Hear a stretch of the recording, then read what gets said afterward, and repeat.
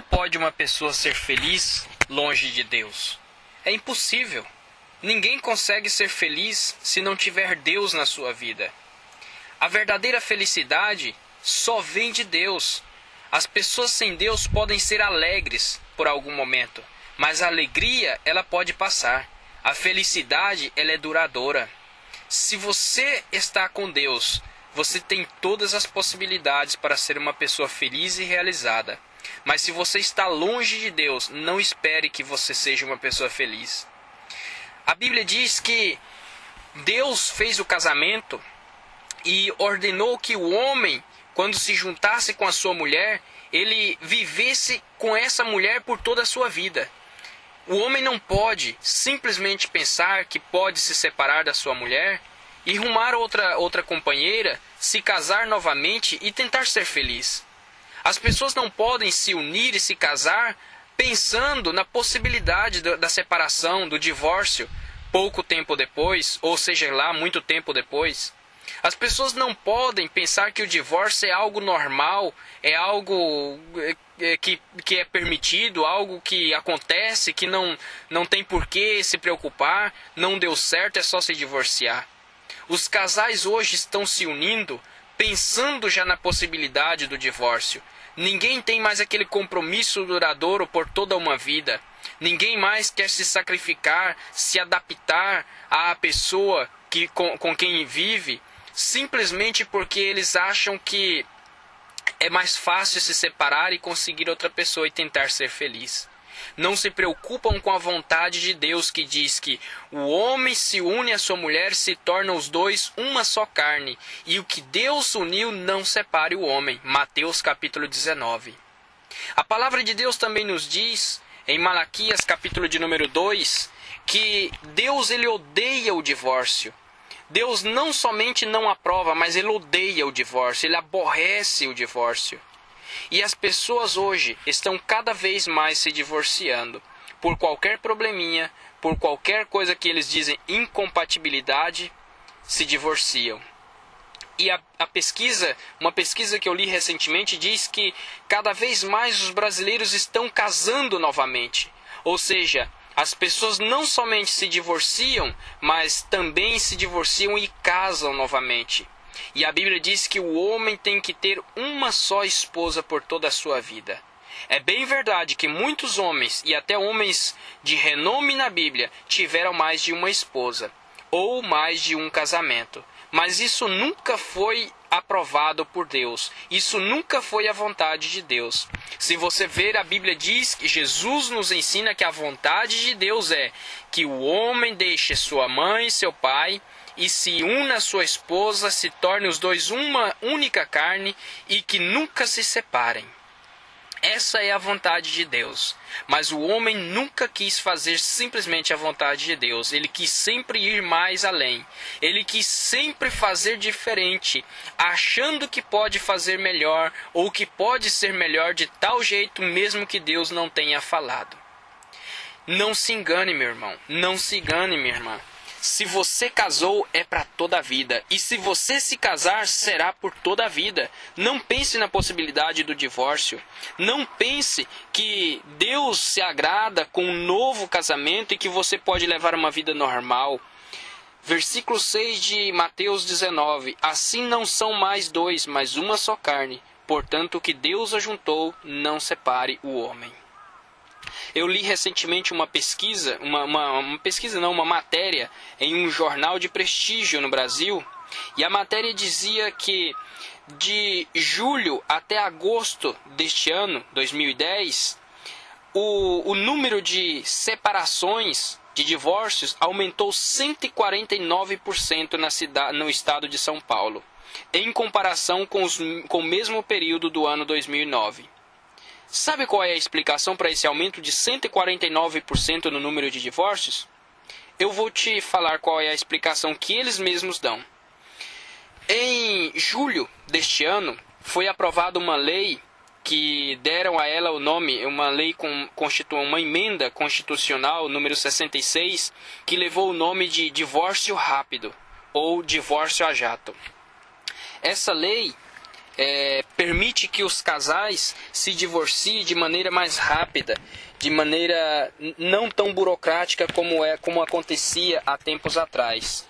Até algum tempo atrás, para se divorciar, era necessário comprovar a separação por um período igual ou superior a 2 anos. Era todo um processo burocrático que dificultava o divórcio. Mas como os nossos governantes estão sendo dirigidos pelo diabo, por Satanás, eles estão a cada dia aprovando mais leis contra a família, contra o casamento, contra o bem-estar das pessoas, contra a construção familiar que Deus instituiu. O governo Lula foi o melhor governo, um dos melhores governos do mundo para o quesito finança do país. O governo Lula foi o governo que mais cooperou com o crescimento industrial, econômico do país. E poucos países no mundo tiveram um desenvolvimento econômico tão significativo como o Brasil nesses últimos anos, com o governo Lula. Só que na área moral, na área familiar, na área espiritual, o governo Lula foi o pior governo do mundo. Eu digo com toda certeza. Foi um dos piores governantes que o mundo já viu. Porque o governo Lula foi o governo que mais encaminhou ou mais colocou na pauta do Congresso, mais colocou ou até abriu o caminho para ser colocado leis, para serem votadas leis que aprovam casamento de pessoas do mesmo sexo, união homossexual, leis que facilitam o divórcio, leis que desestruturam a família, que acaba com a construção familiar que a Bíblia estabeleceu para nós. E fazendo isso, o governo coloca em risco a nossa nação, a nossa existência, coloca em risco a nossa felicidade, a nossa alegria. O governo coloca em risco a estrutura não somente familiar, mas espiritual, a estrutura social da nossa nação. Porque a Bíblia diz que Deus odeia, Deus abomina o homossexualismo. E se Deus abomina, quem somos nós para pensar ou ter um sentimento diferente? Nós não podemos permitir que essa prática cresça, que essa prática se dissemine com normalidade na nossa nação, no nosso meio. Portanto, meu irmão, eu não tenho nada contra a pessoa homossexual, mas eu tenho tudo contra a prática homossexual, porque isso é abominação para Deus e para mim também, porque eu não posso pensar diferente de Deus. Se você acha que isso é normal, você está lutando contra a vontade de Deus, contra os ensinamentos, as leis, os preceitos, os princípios de Deus, e você não será bem-sucedido. Ainda que o mundo vai cada vez de mal a pior, mas Deus está no controle da situação, e um dia Ele trará a juízo cada uma dessas pessoas que praticaram ou colaboraram com a prática desses pecados. E se você estiver no meio, pode ter certeza que você receberá o seu galardão. Se você faz a coisa certa, o seu galardão será a bênção. Mas se você faz a coisa errada, por que você vai esperar algo bom de Deus? Agora, se você é daqueles que diz, eu nem espero nada de Deus, eu na verdade nem acredito que Deus exista, eu não acredito nessas baboseiras de religião, de Bíblia, de igreja, eu tenho uma notícia para você. Você vai um dia se deparar com Deus sentado no trono para julgar todas as pessoas, e você vai chorar muito porque você vai perceber que passou a vida inteira tendo oportunidades de ter um bom julgamento, de receber a bênção de Deus, mas você não aproveitou as suas oportunidades. E agora, mesmo chorando, você verá que não terá mais como você voltar atrás, tarde demais. Que você possa mudar de vida, mudar seu pensamento a partir de agora e ser uma pessoa que concorda com Deus, obedece a Deus e que faz como Deus manda, para que Ele possa te encontrar digno de ser abençoado naquele dia, digno de ter uma morada no céu, digno de ser herdeiro da vida eterna, digno de receber o presente que Jesus te dá, o presente que Jesus veio nos dar, morrendo lá na cruz do Calvário. Jesus morreu pelo meu e pelo seu pecado.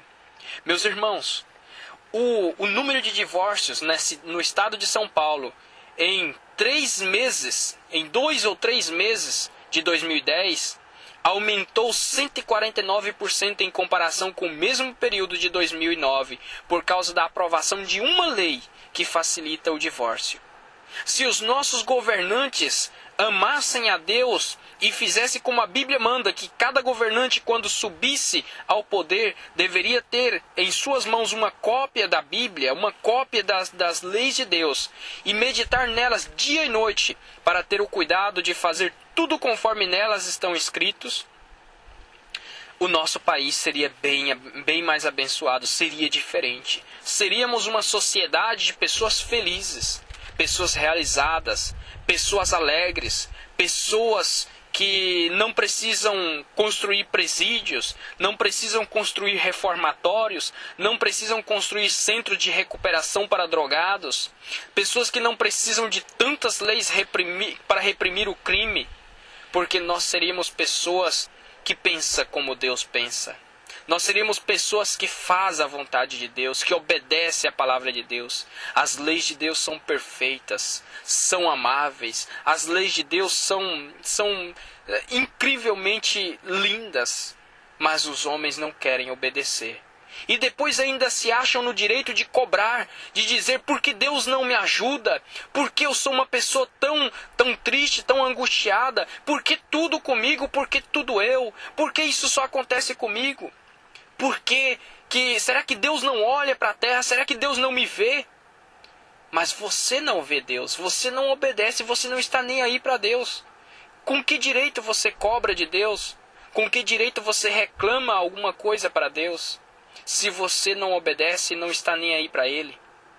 Meu amigo, se você quer ser uma pessoa realizada, volte-se para Deus. Obedeça a Deus, ame a Bíblia, faça como Davi no Salmo 119, Senhor, como eu amo a Tua palavra, como eu me deleito, Senhor, sinto prazer nas Tuas leis, nos Teus mandamentos, nos Teus estatutos, nos Teus juízos. Pai, eu Te amo e amo, Senhor, tudo aquilo que o Senhor me manda, tudo aquilo que o Senhor me fala, eu amo a Tua palavra. Que Deus te abençoe, meu irmão. E que você possa ser feliz a partir de hoje, obedecendo a palavra de Deus. Amém.